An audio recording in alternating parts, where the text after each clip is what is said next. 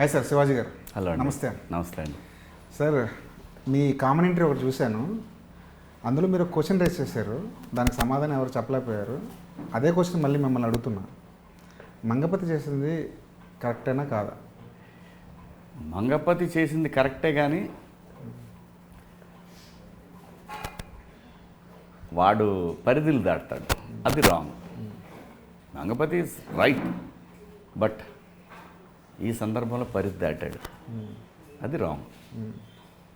బయట ఈ ఈ కులం కానీ లేదంటే ఈ పరువు కానీ చాలా దాన్ని ఏమంటారు, పరిధి దాటి, మీరు అన్నట్టు పరిధి దాటి, అంటే కులం కానీ పరువు కానీ పరిధి దాటుతున్న తండ్రులకు, పరిధి దాటుతున్న సమాజానికి మీరేం చెప్పదలుచుకున్నారు? సార్, ఇది చాలా పెద్ద డిబేట్ అయ్యే క్వశ్చను, కానీ తన దాకా వస్తేనే ఆ పెయిన్ తెలుస్తుంది. కాబట్టి దాని గురించి మనం ఇది రైటు అని చెప్పే రైట్ మనకు లేదు, ఇది రాంగు అని చెప్పే రైటు రెండూ మనకు లేవు. కాయిన్కి రెండు సైడ్లో తెలిసిన వ్యక్తులు ఎవరైతే విక్టిమ్స్ ఉంటారో, బాధితులు ఉంటారో, వాళ్ళకి మాత్రమే తెలుసు. మనందరం ప్రెస్లో కూర్చోనో డిబేట్లో కూర్చొని శివాజీ తప్పు, శివాజీ కూతురు కరెక్టు, శివాజీ కూతురు తప్పు, శివాజీయే కరెక్టు, ఈ డిస్కషన్ అనేది జస్ట్ ఫర్ టైంపాస్. ఇది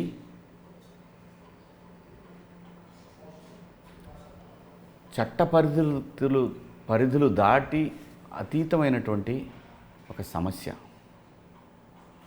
అది మానవాళి ఫేస్ చేసిన ఆ ఒక్క మనిషికి మాత్రమే దాని తాలూకా ఆ పెయిన్, దాని తాలూకా నా బిడ్డ ఇంత అన్యాయం చేసిందనే బాధ, లేదా నా తండ్రి ఇంత దుర్మార్గుడు అనేటటువంటి ఆవేదన, అది వాళ్ళ మధ్యలోనే ఉంటుంది. కానీ మనందరం కూడా దానికి ఒక ఎంటర్టైన్మెంట్ క్రియేట్ చేస్తున్నాం అనేది నా అభిప్రాయం, నా వ్యక్తిగత అభిప్రాయం. నేను తప్పు రాంగ్ అనేది అది నా దాకా వచ్చినప్పుడు నేను చెప్తాను. నా దాకా రాలేదు కాబట్టి ఆ సమస్య గురించి నాకు రైట్ లేదు, దాని గురించి మాట్లాడే రైట్. సో ఓకే, మనం ఒక నాగరిక ప్రపంచంలో బతుకుతున్నాం కాబట్టి, చట్టాలు చేసి ఉన్నాయి కాబట్టి వాటి పరిధిలో మనం నడుచుకోవటం అనేది కాన్స్టిట్యూషన్ పరంగా మనకున్నటువంటి ఒక బాధ్యత. అంతే. మనము చూసేటప్పుడు అది తప్పు అని అనిపిస్తుంది, ఇలాంటి ఒక సమస్యను ఎదుర్కొన్నవాడికి అది కరెక్ట్ అనిపిస్తుంది. దాన్ని వాళ్ళ యాంగిల్కే, వాళ్ళ బాధలకే వదిలేద్దాం. కరెక్ట్గా ఇదే సినిమా రిలీజ్ అయ్యే టైంలో మారుతీరావు కేసు గురించి ఒక జడ్జిమెంట్ కూడా వచ్చింది. కరెక్ట్గా, అంటే ఆ ఎమోషన్ని కరెక్ట్గా టచ్ అయ్యేలాగా అదే టైంలో ఈ సినిమా కూడా వచ్చింది. అవునా? వాస్తవంగా నాకు ఆ అమృత వాళ్ళ కేసు నాకు అంత తెలియదండి. నేను అప్పుడు ఆంధ్రప్రదేశ్ ఆ ఫైట్లో ఉన్నాను టోటల్గా. బట్ ఏదేమైనప్పటికీ అది వాళ్ళకి వదిలేయటమే మంచిదని నా అభిప్రాయం. నిజం అనేది వాళ్ళిద్దరి మధ్యలోనే ఉన్నటువంటి ఒక నిగూఢ రహస్యం. అది మిగతా అన్నీ కూడా స్పెక్యులేషన్స్, సమాజ ఉద్ధరణ కోసం పనిచేసే వాళ్ళ అభిప్రాయాలు. నిజమే ఎప్పుడు, తప్పు తప్పే ఎప్పుడు. బట్ సర్కమ్స్టాన్సెస్ అవును is the most powerful thing. అవును. సాయి కుమార్ గారి క్యారెక్టర్, ఒక సీన్, ప్రియదర్శి సాయి కుమార్ మధ్య ఒక సీన్ ఉంది, బ్యూటిఫుల్, చాలా రిలేట్ అయ్యే సీన్. ఇప్పుడు మీరు చెప్తున్న మాటలకి నిజమేంటి, ఎవరిది తప్పు ఎవరిది తప్పు అన్నది దూరం నుంచి చూసే వాళ్ళకి తెలియదు. హలో, అంతే కదా. ఆ సీన్ కూడా చాలా ఇంపాక్ట్ఫుల్గా వచ్చింది. చాలా నిజమండి అది. మనం అందరం కూడా దాని తాలూకా ఉత్సుకత, పక్కన ఏం జరుగుతుందని తెలుసుకోవడానికి ఉన్నంత ఇంట్రెస్ట్, అసలు రియాలిటీలోకి వెళ్ళి ఏదైతే చట్ట ప్రకారం రియాలిటీ ఏంటని తెలుసుకుని దాని వెర్డిక్ట్ వచ్చేసరికి దశాబ్దం పట్టచ్చు, 2 దశాబ్దాలు పట్టచ్చు. లేదా ఈ బాధితులు ఎవరైతే ఉన్నారో, బాధింపబడ్డవారు ఎవరైతే ఉన్నారో, వాళ్ళు లాస్ట్ డేస్లో వాళ్ళ రియలైజేషన్లోంచి అసలు నిజం బయటకు రావచ్చు. అవును. సో దానికి కాబట్టి సమాజానికి ఎప్పుడు కూడా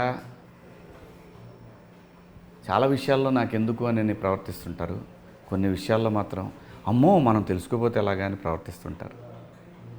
ఏదో చాలా పెద్ద సముద్రం అండి ఈ సబ్జెక్ట్. ఒక్కొక్క యాక్స్పెక్ట్లో మంగపతి కరెక్టేనేమో అనిపిస్తుంది. ఫర్ ఎగ్జాంపుల్ ఆ బర్త్డే సీన్ ఓపెన్ చేసేటప్పుడు మీరు చాలా జోవియల్గా ఉంటాడు మంగపతి. విశేష్ చెప్పడానికి ఇంట్లోకి వస్తాడు. పాప ఏది, జనవరి 1st పుట్టిన పాప ఏది అని అడుగుతాడు. పాపను చూడగానే ఒక రకమైన మొత్తం మూడ్ మారిపోతుంది. అంటే డ్రెస్ కల్చర్ కూడా గమనించాల్సిన అవసరం ఉంది అన్న ఒక క్వశ్చన్ అయితే ఆ సీన్తో రేజ్ చేశాడు. అదండి నేను అనేది. మంగపతి మంచోడా చెడ్డోడా అనేది వాడికి మాత్రమే తెలుసు. నా కుటుంబం ఎలా ఉండాలి, నా కుటుంబంలో పిల్లలు ఎలా ఉండాలి, ఎలా ఉంటేనే వాళ్ళ కళ్ళ. ఇప్పుడు ఏమనిపిస్తుంది, ఇప్పుడు ఫ్యాషన్ షోలు కానీ ఇవన్నీ చూసినప్పుడు ఎలా ఉంటుంది, మోస్ట్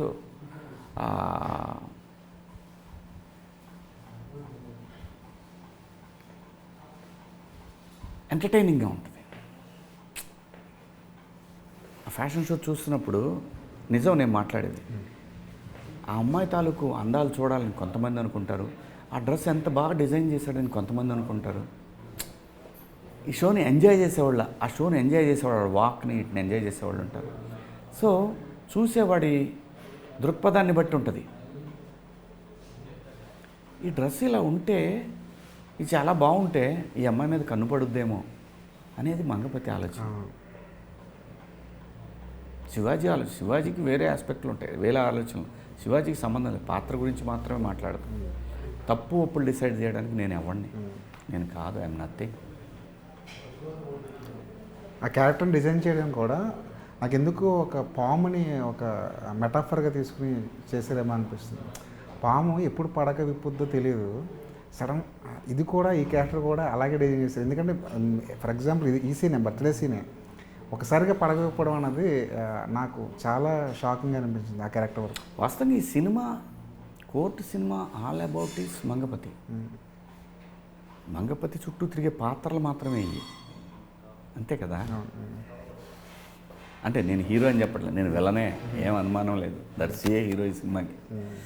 కానీ ఆ డిజైను మంగపతి అనేవాడి చుట్టూ తిరిగే పాత్రలే. నేను అందుకే సరదాగా అన్నా కూడా నేను అన్నది నిజం. మంగపతి ప్రపంచంలో ఉన్న పాత్రలను చూడటానికి రండి అనే మాట అన్నది నేను సరదాగా అన్నా, విచ్ ఈస్ ట్రూ. ఆ డైరెక్టర్ డిజైన్ చేసింది అలాగా. బట్ అది ఆ మంగపతి అనేవాడు కరెక్ట్ కాదు. కరెక్ట్ ఎవడు, బాధితుడైన వాడిని సేవ్ చేసేవాడు, సేవియర్ వాడు.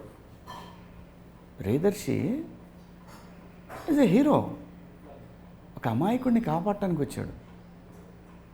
Is a saviour. ఇప్పుడు రాముడు ఎక్కడ దేవుడయ్యాడు? పితృవాక్య పరిపాలన, ధర్మంగా పరిపాలించడం, ప్రజల ఆలోచనలకు అనుగుణంగా పరిపాలించడం.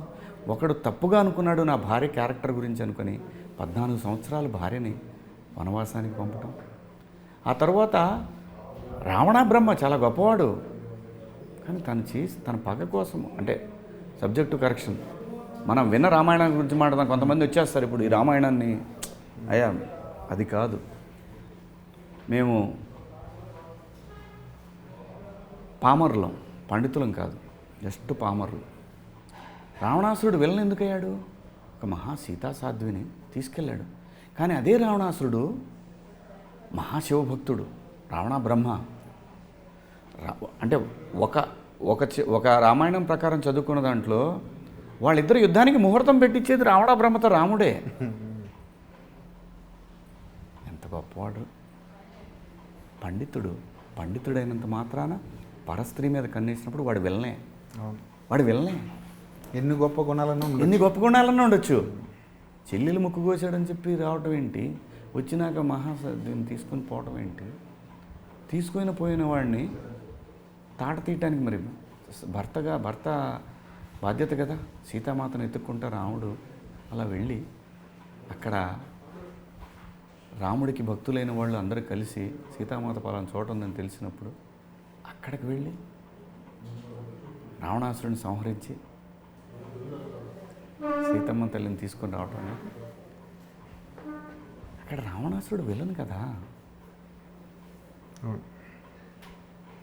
సో కాబట్టి ఇక్కడ మంగపతి అనేవాడు ఒక అమాయకుడిని అసలు నిజం తెలుసుకోకుండా బలి చేయాలంటే ఎలాగా? అది తప్పు కదా. బట్ మంగపతి ఫ్యామిలీ విషయంలో వాడు కరెక్ట్ అనేది వాడు ఫీలింగ్. చివరి వరకు మారలేదుగా ఆ character. మారడు, ఆ క్యారెక్టర్ మారవు, ఎప్పుడు మారవయ్యి. రావణాసురుడు మారాడా? నీ తోలు తీసేస్తా అన్నాడు రాముల వారిని. ఎలా కుదురుద్ది? ప్రకృతి ఎలా ఒప్పుకుంటుంది? 25 ఏళ్ళుగా తీరని ఆకలి ఈ క్యారెక్టర్ తీర్చింది అన్నారు. ఏంటి సార్ అంత పెద్ద స్టేట్మెంట్ అవ్వడానికి కారణం ఏంటి? అంతే కదా గురు. ఇవాళ ఇండస్ట్రీ మొత్తం మాట్లాడుతుందంటే మరి ఆకలి తీరుతుంది, ఆకలి మీద ఉన్న నాకు ఒక ముద్ద పెట్టిందంటే అది ఎంత ఆనందం.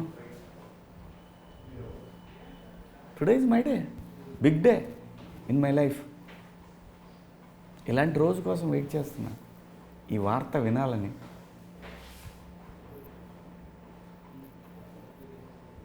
అంటే మీ గోల్ రీచ్ అయినట్టు ఈ సినిమా. గోల్ రీచ్ అవ్వాలా అమ్మా. మన దగ్గర చాలామంది పెద్ద పెద్ద నటులైనప్పుడు మనం ఎంత నటుడు అవ్వాలి? స్థానబలం ఉన్నప్పుడు నేను ఇంకా పెద్ద నటుడిని అవ్వాలి కదా, పెద్ద మంచి మంచి పాత్రలు చేయాలి కదా. ఇక్కడున్న వాళ్ళు మరి బాలీవుడ్ నుంచి, తమిళనాడు నుంచి, అదేం తప్పు మలయాళ సీమ నుంచి. అదేం తప్పు కాదండి. ఇప్పుడు మనం ఐఫోన్లు ఎక్కడి నుంచి తెచ్చుకుంటున్నాం, మనం తయారు చేసుకోవచ్చు కదంటే అలాగా. అలా కాదు, వాళ్ళు చేయడం తప్పు కాదు. కొన్ని బ్యారియర్స్ పెట్టుకోవటం వల్ల ఇంత డిలే అవుతూ వచ్చింది. ఇప్పుడు ఈ పాత్రకి వాళ్ళు ప్రకాష్ రాజుని అనుకోవచ్చు, ప్రకాష్ రాజు గారిని, ఇంకా ఎవరినైనా అనుకోవచ్చు, విజయ్ సేతుపతి గారిని అనుకో, సేతుపతి గారిని అనుకోవచ్చు, ఎవరినైనా అనుకోవచ్చు. మరి ఇప్పుడు నన్ను అనుకుంటారుగా, అనుకున్నారుగా, మరి ఫర్దర్గా కూడా కొంతమంది ఆలోచిస్తారుగా. అది ఆనందంగా ఉంది. ఓ నటుడు కొన్నాళ్ళ పాటు స్క్రీన్ మీద కనపడలేదంటే దానికి రెండు కారణాలు ఉండొచ్చు. ఒకటి అతనికి పాత్రలు రాకపోవచ్చు, 2 కెపాసిటీ లేకపోవచ్చు. అది కూడా కావచ్చు. శివాజీ ఎందుకు ఇంతకాలం ఎందుకు మనకు కనపడలేదు? లైఫ్లో నాకు ఈ సొసైటీ చాలా నాకు ఇచ్చింది. ఆ సొసైటీ గురించి నేను మాట్లాడాలి, రాబోయే జనరేషన్స్ గురించి నేను మాట్లాడాలి. ఆ వేలో నేను పక్కకి వెళ్ళాను అంతే. సినిమా నుంచి ఏం దూరం కాలేదు, పక్కకి వెళ్ళాను. సో మళ్ళీ వచ్చాను. Out of the sight is out of mind అంటారు కదా. ఏమో నా విషయంలో అయితే జరగలేదు అనుకుంటున్నాను. అవన్నీ ఒకప్పుడు ఉండేయండి, ఇప్పుడు అలా లేదు. చాలామందిని తీసుకొచ్చి మళ్ళీ విలన్స్ని చేసి, నేను విన్నాను రామారావు గారు 3 years మేకప్ వేయలేదంట. అలా అసలు ఆ రోజులు అసలు లేదు. చాలామంది పెద్ద పెద్ద నటులు మేకప్ వేయలే, అయినంత మాత్రాన వాళ్ళ స్టఫ్ ఎక్కడ పోద్ది? పైగా ఇదే లైఫ్ అనుకొని వచ్చినప్పుడు ఎక్కడ పోద్ది? పోదు కదా. మేకప్ వేసుకున్న తర్వాత ఏ నటుడికైనా సరే ఈ హంగామా, ఈ గోల, ఈ సెట్స్, ఈ కథలు, ఈ రెమ్యునేషన్లు, ఈ గ్లామర్ మొత్తం అంతా తెలిసిన తర్వాత మధ్యలో గ్యాప్ వస్తే అరే నేను మిస్ అయిపోతున్నాను, మళ్ళీ ఏదో చేయాలి అని వెంటాడుతుంది ఒక తపన. ఆ హంగామా నేను ఎప్పుడు చేయలే, నా చుట్టూ జరగలే. అలాగా న్యాచురల్గానే ఉండేవాడిని. నా కారు నేనే తోలుకునేవాడిని.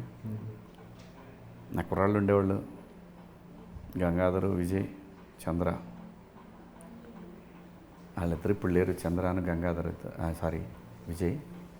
వాళ్ళిద్దరు చనిపోయారు. నాతో ఉన్నాడు కూడా చంద్ర, వాడు ఇప్పుడు కూడా నాతో ఉన్నాడు, వాడు అక్కడే ఉన్నాడు. నేను అదే మెయింటైన్ చేస్తాను అంతే. మనకు హంగామా అందరూ ఏం చేయరండి. మరి సూపర్ స్టార్ ఇమేజ్లో వచ్చినప్పుడు తప్పదు కదా, తప్పదు. అది మాత్రం ఆ స్థాయి పెరిగినప్పుడు ఉంటుంది. గ్లామర్కి కొంచెం ఉంటే ఎంత అంటారు, అది ఒక పెద్ద ప్రాబ్లం. హీరోగా మీ కెరీర్ సాటిస్ఫాక్షన్ ఉంది మీకు? నేను చేసి మంచి సినిమాలు చేశానండి. టాటా బిర్లా మీకు నచ్చిందా? అవును. అదిరిందే చంద్ర మీకు నచ్చిందా? నా ఫేవరెట్ మిస్ అమ్మ. అసలు నచ్చింది. అమ్మాయి బాగుంది నచ్చిందా మీకు? అవును. అదిరిందే చంద్రం, శ్రీరామచంద్రులు, సందడే సందడే, శివరామరాజు, బొచ్చటి సినిమాలు. ఇన్ని హిట్లు ఈ సీజన్లో పడి ఉంటే నేను చాలా పెద్ద సూపర్ స్టార్. అవును. సో ఆ సీజన్ కూడా అలాంటిది. నేను ఎప్పుడు కూడా ఇదే చేద్దామనే మోజు లేదు నాకు. దాంట్లో ఉన్నంత వైడ్ ఆపర్చునిటీ దీంట్లో ఉండదు. దీనికి చాలా పరిధులు ఉంటాయి ఈ క్యారెక్టర్. కానీ మంగపతి గారి క్యారెక్టర్ కానీ ఆ పరిధులు ఉండవు. తొక్కుంటే వెళ్తుంటాడు వాడు ఓ దశ వరకు. ఆ తర్వాత వాడిని తొక్కేస్తాడు, అది వేరే విషయం. కానీ ఒక టైం వరకు మాత్రం ఐఎమ్ ద కింగ్ అంతే వాడు. అది విలన్ పాత్రకు ఉన్నటువంటి వైడ్ రేంజ్ ఏమంటారు ఎక్స్పోజర్ అది. అప్పట్లో ఏడాది మొత్తం కష్టపడి ఒక 5-6 సినిమాలు చేసిన రానంత సొమ్ము ఇప్పుడు క్యారెక్టర్ ఆర్టిస్టులకి విలన్లకి ఇచ్చేస్తున్నారు. అంటే మార్కెట్ కూడా పెరిగింది కదండి. ఎవరు ఊరికే ఎందుకు ఇస్తారు? మార్కెట్ కూడా వైడ్ అయింది, ఓటీటీలు వచ్చినాయి, వరల్డ్ సినిమా అయింది, పాన్ ఇండియా అయింది. రకరకాలు బిజీగా ఉన్న ఆర్టిస్టులకే ఇస్తారు. మిగతా ఆర్టిస్టులు అందరికి కూడా అదే అంతే ఉంటుందండి. అప్పుడు ఎలా ఉండేది అసలు సినిమా బడ్జెట్ ఎంతో తెలుసుకొని మాట్లాడరు ముందు. ఫస్ట్ ఇన్ని కోట్లు ఇస్తారంట కదా, అన్ని కోట్లు ఇస్తారు. ఇది ఎవరైనా దీని మీద రాయవచ్చు, నో ప్రాబ్లం. అప్పట్లో ఎలా ఉండేయండి మీరు ఎలిమినేషన్లు? అంటే సాటిస్ఫాక్టరీగా ఉండేవా? ఆ రోజున్న డబ్బు విలువకి సాటిస్ఫాక్టరీ. లేకపోతే 13 ఏళ్ళు సినిమా డబ్బులు లేకుండా ఎలా బతికాను? సినిమా ఇచ్చిందంతనే బతికాను. కొన్ని మనం పొలిటికల్గా ఏమైనా గెయిన్ అయ్యామా, లేదా ఎవరి పంచనన్నా చేరామా? లేదు కదా. సో సినిమా ఆ రోజు ఉన్న మార్కెట్కి అది హ్యాపీ. అంటే మీరు ఏం సంపాదించినా సినిమా ద్వారానే. అంతే అండి. అంతే. మాకేం ఆస్తులు లేవు. మా తాతలు ఇచ్చింది కానీ మా నాన్నగారు ఇచ్చింది కానీ సినిమా ఇచ్చింది. ఏదున్నా ఈరోజు నేను ఏమున్నా సినిమా ఇచ్చింది. మధ్యలో ఏమైనా గ్యాప్ వస్తే వేరే వేరే బిజినెస్లు చేసుకోవాలని ఉంటుంది. రియల్ ఎస్టేట్ అంతే. ఇటు తీసుకున్నట్టు అమ్మేమన్నట్టు తీసుకున్నట్టు. అందులో గెయిన్ అయ్యారా రియల్ ఎస్టేట్? అదే మనల్ని నిలబెట్టింది అదే. కానీ అప్పటి యాక్టర్స్కే కొంచెం దీని మీద బాగా అవగాహన ఉండేదేమో కదా సార్, ఓ 10-15 ఏళ్ళ క్రితమే. అవునవును. రియల్ ఎస్టేట్ మీద ఇప్పుడు మరీ పిచ్చి ఎక్కువైపోయి అసలు మనిషి తను ఉండే నీడకి అసలు న్యూయార్క్ డౌన్ టౌన్లో కూడా ఈ రేట్లు లేవండి. ఒక విల్లా అంట 35 కోట్లు 36 కోట్లు. న్యూయార్క్ డౌన్ టౌన్లో ఒక పెంట్ హౌస్ వస్తాయి. రోజు న్యూయార్క్ సిటీని 2 crores జనాభా టచ్ చేస్తారు. New York never sleeps. అలాంటి సిటీలో లేని రేట్లు ఈ రోజున 2 తెలుగు రాష్ట్రాల్లో ఉన్నాయి. 36 కోట్లు విల్లాలో బతకాలంటే నేను నెలకు 10-15 కోట్లు సంపాదించాలేమో. డబ్బున్న మహారాజులకు ప్రాబ్లం ఏం లేదు. మళ్ళీ ఈ భూమి పడిపోద్ది అంటారు మళ్ళీ. అదే అంటారు కదండి, పెరుగుట కాదు అది కాదు. ఇదంతా మిడిమిడి సిరి అంతే. పడపోతే ఏంటి? ఎవరి దగ్గర ఉంటాయండి డబ్బులు? ఎవరి దగ్గర ఉంటాయి ఇన్ని కోట్లు? మళ్ళీ వాళ్ళు ఏడిచేస్తారు, నాకెందుకు లేండి, వదిలేండి. సార్ మీరు మధ్యలో కొంతకాలం మీరు ఆపరేషన్ గరుడ పేరు మీద ఒక మొత్తం షేక్ చేశారు మీడియా మొత్తాన్ని. అది అసలు అదొక సుకుమార్ సినిమా చూసినంత పజిల్ మాకు అది. ఆపరేషన్ గరుడ మీరు ఎప్పుడు మాట్లాడినా సరే తర్వాత పరిస్థితి అర్థం చేసుకున్నారంట ప్రజలు మీరు చెప్పిన విషయాలు. అదే మాట్లాడుకున్నారుగా తర్వాత. అమ్మ ఈడికి ఎలా తెలుసు? అది చెప్పిందే జరిగింది కదా. Go with the flow. 24 result అంతిమ ఫలితాలు మీరు ఊహించారా ముందే? ఊహించేదే ఉందండి. చాలాసార్లు మేము మా ఎన్ఆర్ఐ ఫ్రెండ్స్తో కానీ వాళ్ళతో కలిసి సర్వేలు చేసినప్పుడు చెప్పేసాం సింగిల్ డిజిట్. 11 పెద్ద షాకింగ్ ఏం కాదు. అదే షాకింగ్ 11, నాకు సింగిల్ డిజిట్ రావాలి. తొమ్మిది లోపే. నిజమండి. ఒక దశలో వచ్చింది కదా 8 సీట్లుగా. అవునవును. అదండి ఇక్కడ ఒక సూత్రం ఏం చెప్పొచ్చు అంటే, మన విజయానికి చాలా కారణాలు ఉంటాయి, మన ఫెయిల్యూర్ కారణం మాత్రం మనమే. అంతే. అంతే. ఇది యూనివర్సల్, ఎవరికైనా వర్తిస్తుంది. 2019లో అంత యాక్టివ్గా ఉండే తర్వాత 2024లో అంత యాక్టివ్గా ఎందుకు లేరు? ఎవరు ఎందుకు లేనండి, నేను తప్ప ఎవడు మాట్లాడాడు? ఎవడు మాట్లాడా? అంత అగ్రెసివ్గా. ఎంత అగ్రెసివ్గా సరే అంతవరకైనా మాట్లాడే దమ్ము ఎవడుకుంది? అది ఆంధ్రప్రదేశ్ ప్రజలకు తెలుసు, అమరావతి ప్రజలకు తెలుసు, అమరావతి రైతులకు తెలుసు, మీడియాకి తెలుసు ఎవడు మాట్లాడాడు ఆ 5 ఏళ్ళు. మాట్లాడటం అంటే ఇప్పుడైనా మాట్లాడతా, ప్రజల గురించి మాట్లాడాల్సి వస్తే అది ఏ పార్టీ అనేది ఐ డోంట్ కేర్. కూటమి తప్పు చేసినా మాట్లాడతారు. ఖచ్చితంగా మాట్లాడతా అండి. ఎందుకు చేయాలి, ఎందుకు మాట్లాడొద్దు? మనకి ఇంక ఇప్పటివరకు అయితే అవకాశం ఇవ్వలేదు, చూద్దాం. ఎలా ఉంది మీ అనాలిసిస్ ఏంటి ఇప్పటివరకు ఇన్ని నెలల పాలన? దే ఆర్ సెటిల్ అవుతున్నారు. టువర్డ్స్ అమరావతి మంచి స్టెప్స్ పడుతున్నాయి. శివాజీ కోరుకుంటే ఖచ్చితంగా మంచి పదవిలో ఉండేవాళ్ళు ఈ పార్టీకి అని. నేను అడగను ఎవరిని. నేను వెళ్ళి అయ్యా నాకు ఇది అని అడిగి ఉంటే నేను ఎప్పుడో చాలా పెద్ద పొజిషన్లో ఉండేవాడిని. నేను ఎందుకు అడగాలండి? ఎందుకు అడగాలి? నేను ప్రజలకు తెలియదా ఎవరేంటనేది? నేను ఎందుకు అడుగుతాను అసలు? బంగారం సినిమాలు వస్తాయి. మీరు అడగరు కానీ పిలిచిస్తే మాత్రం చేయడానికి రెడీగా ఉన్నట్టాను. అప్పుడు చూసుకుందాం సార్. మనకు ఆశ కోరుకుంటే అది వేరే. ఒక్కటైతే నిజమండి, మనం భలే స్మార్ట్గా బిహేవ్ చేస్తున్నామని ఎవడనుకున్నా అది అమాయకత్వమే, పతనానికి నాందే అయింది. ఎవడు స్మార్ట్ కాదు, ప్రజల కంటే స్మార్ట్ ఎవడు ఉండడు. భ్రమ, నేను భలే స్మార్ట్గా మేనేజ్ చేస్తున్నాం అని కొంతమంది ఫీల్ అవుతుంటారు. భ్రమ. డిప్యూటీ సీఎంగా పవన్ కళ్యాణ్ గారి పనితీరు ఎలా ఉంది? బాగుంది కదండి, లేకపోతే అడుగుతాంగా. అంటే రియల్ లైఫ్లో హీరోగా చూశారు, స్క్రీన్ మీద పొలిటికల్ స్క్రీన్ మీద ఆయన హీరోయిజం అలా కనిపిస్తుంది. పొలిటికల్ స్క్రీన్ మీద హీరోయిజాలు ఏమి ఉండవండి. మీరు బాగా చేస్తే బాగుందంటారు, బాగాలేదని తొక్కిపడేస్తారు ఎవరినైనా. ప్రజల దగ్గర హీరోయిజాలు ఏమి ఉండవండి. కష్టపడి పని చేసినంతకాలం బ్రహ్మాండంగా నెత్తి మీద పెట్టుకుంటారు ఎవరినైనా సరే. ఆయన కష్టపడుతున్నారు కదా, ఇంకా దాని గురించి మాట్లాడుకోవటం. కానీ ఆయన సినిమాలు మిస్ అవుతున్నాయని చెప్పి ఫ్యాన్స్ గోల్ చేస్తున్నారు. ఆయనకున్న ఆనందం ఏంటో, ఆయనకు ప్రజల్లో మధ్య ఉంటే అదొక ఆనందంగా అంటున్నారు కదా, ప్రజల కోసం. జనసేన ఆవిర్భావ దినోత్సవం నిన్న జరిగింది. ఒక స్టేట్మెంటు అటు టీడీపీ వర్గాల్లోనూ ఇటు జనసేన వర్గాల్లోనూ కాస్త అలజడి రేపుతుంది. నేను వెళ్ళలేదండి, నిజంగా నేను వెళ్ళలేదు. మాకు ఈ కోర్టు గొడవ సరిపోతుంది, కోర్టు ప్రమోషన్స్. నేను వెళ్ళలేదు, చూస్తాను. ప్రొడ్యూసర్గా మారుతున్నారు మీరు? నేను ఎప్పుడో తీసా కదండి సినిమాలు. ఇప్పుడు మళ్ళీ చేస్తున్నా కదా, సినిమా అయిపోవచ్చింది. వెబ్ సిరీస్లో మళ్ళీ ఏమైనా చేస్తారా 90s తర్వాత? 90s సిరీస్ ఉందిగా, సీజన్ 2 ఉంది. సీజన్ 2 ఉంది. అదేంటి సార్, అది ఇప్పుడు మధ్యతరగతి తండ్రిగా కనిపించారు అందులో. ఇది ఏ కథ తెలీదండి.